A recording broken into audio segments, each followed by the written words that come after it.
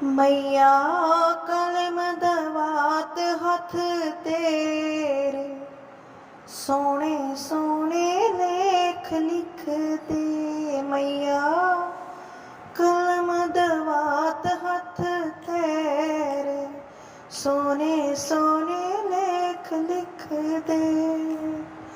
सोने सोने लेख मेरी जी बहुत लिख दे। मैया गाँवों में गुन सदा तेरे, सोने सोने लेख लिख दे। मैया कलम दवात हथ तेरे, सोने सोने लेख लिख दे। राधे राधे दोस्तों, जय माता दी। भक्ति सागर सोनिका चैनल में आप सबका स्वागत है, जिसमें आज हम श्रीमद् देवी भागवत का महात्म्य सुनाएंगे, जिसमें आपको सुनाएंगे कि कैसे एक राजा सुद्धमन जो कि स्त्री बना और उसके बाद कैसे उसको आशीर्वाद मिला और वापस उसने अपना राज्य लाभ प्राप्त किया। तो आइए कथा शुरू करते हैं। श्रीमद् देवी भागवत से लिए गए कुछ अंश अच्छे लगे तो सब्सक्राइब करें। देवी भागवत कथा, जिसमें महादेवी के विभिन्न विभिन्न स्वरूपों के बारे में बताया गया है, उसके महात्म्य के बारे में बताया गया है। इसी में ही एक कथा आती है, महात्मा आता है, जो हम आपको सुनाएंगे। वह महात्मा जो अगस्त जी को श्री कार्तिकेय जी ने सुनाया, महर्षि अगस्त, जिनका नाम तो आप सबने सुना ही होगा।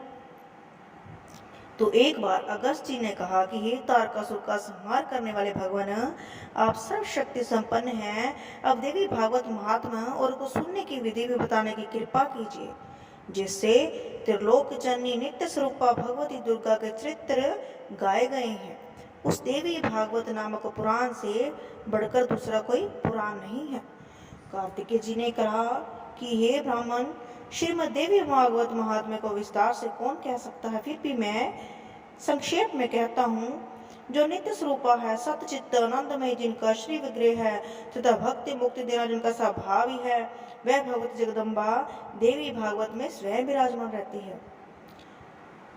इसी देवी के वांग में मूर्ति कहते हैं। इसके पढ़ने और सुनने से जगत का कोई भी पदार्थ दुर्लभ नहीं रह सकता। सुना है विवस्वान मनु के पुत्र श्राद्ध देव से थे, उन्हें कोई संतान नहीं थी। वशिष्ठ जी की सम्मति से उन्हें पुत्रिष्ट यज्ञ किया। उस पुत्रिष्ट यज्ञ से मनु की स्त्री का नाम श्रद्धा था। श्रद्धा ने होता से प्रार्थना की, ब्राह्मण आप ऐसा उपाय कीजिए कि मेरे गर्भ से कन्या उत्पन्न हो। तब होता मन ही मन कन्या उत्पन्न हो, वो संकल्प करते हुए हवन करने लगे। इस विपरीत भावना के फलस्वरूप इल्ला नाम की कन्या उत्पन्न हुई। राजा विवस्वान कन्या को देखकर उदास हो गया। उन्होंने गुरुदेव से पूछा, यहाँ आपका संकल्प उल्टा फल देने वाला कैसे हो गया? राजा की बात सुनकर मुनिवर वशिष्ठ ध्यानस्थ हो गए। उन्हें मालूम हो गया कि होता इस व्यक्त कर्म के कारण है। तब लाखों पुरुष बनाने के लिए मुनि ने भगवान श्री हरि की शरण ली। मुनि के तप एवं भगवान के अनुग्रह से वह इला देखते ही देख के पुरुष में परिवर्तित हो गई। उसी समय गुरुदेव ने संस्कार करके इला का नाम सुद्धमन रखा। तो आपने देखा कि एक राजा ने पुत्रिष्ट यज्ञ करवाया कि मेरे पुत्र हो, लेकिन उसकी जो पत्नी थी वो उसके विपरीत चाहती थी कि मेरे एक पुत्री हो। इसीलिए यज्ञ कर्म जो कर रहे थे उसमें एक होता नाम के भी ब्राह्मण थे। उन्होंने उससे प्रार्थना की कि मुझे तो पुत्री चाहिए। इसीलिए जब वो यज्ञ कंप्लीट हो गया तो पुत्र की जगह पुत्री हुई। लेकिन वो जो राजा था वो तो पुत्रिष्ट यज्ञ कर रहा था, उसे तो पुत्र चाहिए था। इसीलिए उसने मुनि से कहा कि ऐसा कैसे हो गया। फिर मुनि ने भगवान श्री हरि से प्रार्थना की और श्री हरि की शरण से, उनकी कृपा से वो जो इला नाम की पुत्री थी वह पुत्र में परिवर्तित हो गई। तो ये थी पुराने समय में भक्ति की शक्ति। तो इससे क्या हुआ कि उस जो राजा था उसका नाम क्या रखा गया, फिर जो पैदा हुआ था सुद्धमन। वे मनुपुत्र सुद्धमन ऐसे प्रकंड विद्वान हुए कि मनोविद्या के था सागर हो गए। कुछ समय के बाद जब सुद्धमन युवा हुए तब वह घोड़े पर चढ़कर शिकार खेलने के लिए जंगल में चले गए। किसी समय की बात है कि देवादिदेव भगवान शंकर अपनी प्राण प्रिय पार्वती के साथ प्रसन्नता पूर्वक विहार कर रहे थे, उसी समय उनके दर्शन की अभिलाषा के लिए वहां पर मुनिगण पधार गए। मुनियों को देखकर पार्वती जी लज्जित हो गई, क्योंकि वो तो उनका स्पेशल टाइम था, अब उसमें मुनि लोग आ गए हैं। तो संयमशील मुनियों ने देखा कि भगवान शंकर और पार्वती जी हास विलास कर रहे हैं और वो गलत टाइम पर आ गए हैं, तब वे तुरंत लौटकर वैकुंठ को चले गए। फिर भी अपनी प्रेयसी भार्या पार्वती को प्रसन्न रखने के लिए उनकी इच्छा से भगवान शंकर ने यह शाप दे दिया कि आज से जो पुरुष इस वन में प्रवेश करेगा उसकी कृति स्त्री की बन जाएगी। उसी समय से पुरुष जब उस स्थान पर नहीं जाते थे उस समय से, लेकिन सुद्धमन जो था वैसे ऐसा ही वहां चले गए। उनको शायद नहीं पता था कि इस वन में जाना वर्जित है, वरना वो नारी बन जाएंगे। तो सुद्धमन वहां सहसा ही चले गए और जाते ही उनकी कृति स्त्री की हो गई। साथ के सब लोग भी स्त्री बन गए। जो घोड़ा था वह भी घोड़ी के रूप में परिणित हो गया, क्योंकि भगवान शिव का श्राप है। यह देखकर उस सुंदर स्त्री को बड़ा आश्चर्य हुआ। अब वन में इधर उधर घूमने लगी। एक समय की बात है, वह स्त्री बुद्ध के आश्रम के सन्निकट पहुंच गई। उसे देखकर बुद्ध के मन में विकार उत्पन्न हो गया, उसे पाने की इच्छा जाग उठी। वह स्त्री भी सोमनंदन बुद्ध को पति बनाने की इच्छा प्रकट करने लगी। नेचुरल है, अब उसमें सारी जो इच्छाएं हैं वो एक लेडीज वाली आ गई हैं, क्योंकि इस वन में जाने की वजह से वह अपना पुरातन जीवन भूल गया। तब वह स्त्री बुद्ध के साथ हास विलास करती हुई उन्हीं के आश्रम में रहने लगी, लेकिन एक्चुअल में तो वो राजा सुद्धमन था। कुछ समय बाद व्यतीत होने पर बुद्ध ने उस स्त्री के गर्भ से पुरुवार को उत्पन्न किया। बुद्ध के आश्रम पर रहते हुए उसे वर्षों बीत गए। एक दिन उसे अपना पहला वृत्तांत याद आ गया। स्मरण आते ही उसके मन पर दुख की घटना छा गई। फिर तो वह निकली और तुरंत गुरुदेव वशिष्ठ के आश्रम पर पहुंच गई। उन्हें प्रणाम करके अपना सारा समाचार क्या सुनाया और पुनः पुरुष होने की इच्छा प्रकट हुई। उनके शरणागत हो गई। सब बातें विदित हो जाने पर वशिष्ठ जी कैलाश पर गए। उन्होंने भगवान शंकर की भली भांति पूजा की और उत्तम भक्ति के साथ वे उनकी आराधना में लग गए।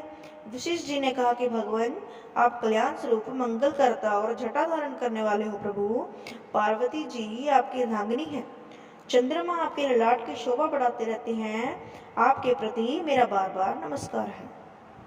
हे कैलाशवासी शिव, आपको नमस्कार है। आप भक्तों की भक्ति मुक्ति देने वाले भगवान नीलकंठ हो।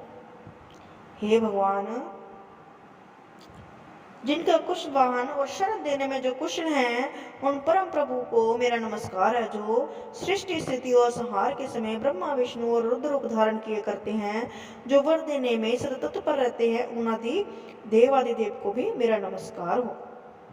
इस तरह से बारंबार भगवान शिव को नमस्कार करने लगे। इस प्रकार वशिष्ठ जी की स्तुति करने पर भगवान शंकर प्रकट हो गए। वे नंदी पर सवार थे, जगजननी पार्वती साथ में विराजमान थे। शंकर का दिव्य विग्रह करोड़ों सूर्य के समान जगमगा रहा था। ललाट पर चंद्रमा सुशोभित था। वे अत्यंत प्रसन्न होकर शरण में आए हुए मुनिवर वशिष्ठ जी से कहने लगे कि वशिष्ठ जी, आपका यहाँ आना कैसे हुआ?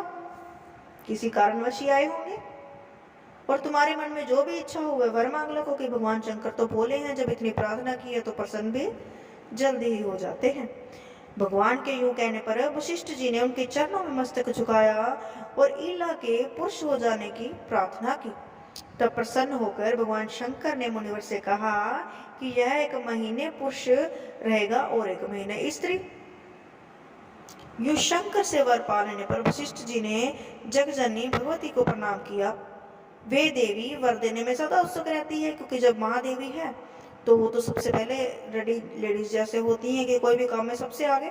तो माता रानी तो हमेशा हमारी तैयारी रहती है, कोई उसे भजे सही तो उसको आशीर्वाद बड़ी जल्दी दे देती है। करोड़ों चंद्रमा के समान उनकी सुंदर कांति है, उनका मुखमंडल मुस्कान से भरा रहता है। ईला सदा के लिए पुरुष बन जाए, इस कामना से मुनि भक्ति पूर्वक पार्वती की पूजा करके उनकी स्तुति करने लगे। भक्तों पर कृपा करने वाली देवेश्वरी आपकी जय हो। अखिल देवताओं से सुपूजित होने वाली देवी आपकी जय हो। अनंत गुणों की आचार्य भूता देवी आपकी जय हो। शरणागतों पर अनुग्रह करने वाली देवी आपको बार बार नमस्कार हो। भक्ति से प्रसन्न होकर दर्शन देने वाली जगदम्बिके आपका नमस्कार हो। इस तरह से विभिन्न विभिन्न प्रकार से उन्होंने माँ जगदम्बा की स्तुति की, उनको प्रसन्न किया। भगवती दुर्गा साक्षात नारायणी है। वशिष्ठ जी को जब भक्ति पूर्वक स्तुति करने पर वह तुरंत प्रसन्न हो गई। तुरंत शरणागतों को दुख दूर करने वाली उन महादेवी ने मुनि से कहा कि सुदुमन के घर जाकर भक्ति भाव से मेरी आराधना करो। द्विजवर, तुम प्रसन्नता पूर्वक 9 दिनों में सुदुमन को श्रीमद् देवी भागवत सुनाओ। वह पुराण मुझे बहुत प्रिय है, इसको सुनते ही वह उसी क्षण पुरुष हो जाएगा। इस प्रकार कहकर भगवान शंकर और पार्वती अंतर ध्यान हो गए। तब वशिष्ठ जी उस दिशा को प्रणाम करके अपने आश्रम को चले गए। उन्होंने सुदुमन को बुलाया और देवी की आराधना करने की बात कही। अश्विनी मास के शुक्ल पक्ष के नवरात्र विधि का पालन करते हुए मुनि ने भगवती जगदम्बिका की पूजा की और राजा सुदुमन को श्रीमद् देवी भागवत पुराण सुनाना आरंभ कर दिया। अब यहाँ पर हम आपको बताएंगे कि आज तक आपने देखा होगा कि पहले जो पुराण थे वो सिर्फ ब्राह्मण ऋषिगण ही पढ़ते थे और यही विधान था कि उन्हीं से ही सुना जाए। आजकल कुछ काम हम खुद करते हैं, लेकिन जितना पुण्य हमें सुनने में मिलता है उतना पुण्य शायद हमें पाठ करने से नहीं मिलता है। इसीलिए ये जो वेद पाठ उच्चारण होते हैं ये ब्राह्मणों से ही विधिवत करवाए जाते हैं। लेकिन आजकल अगर कोई ब्राह्मण देवता कह भी दे कि आप ये पाठ करवा लीजिए, तो पहले तो हमारे जैसे लोग कहते थे हाँ ब्राह्मणों ने तो खाने का ढंग बना रखा है। जी नहीं, ये पीछे से विधान चले आ रहे हैं कि जो पूजा पाठ इन्हीं के द्वारा समर्पित था, इनसे ही करवाया जाता था। तो इसी तरह से यहाँ भी ऋषि वशिष्ठ जी ने सुदुमन के घर पर जाकर श्रीमद् देवी भागवत पुराण, जो कि नवरात्रों में या गुप्त नवरात्रों में भी 9 दिन के लिए किया जाता है, तो करवाया।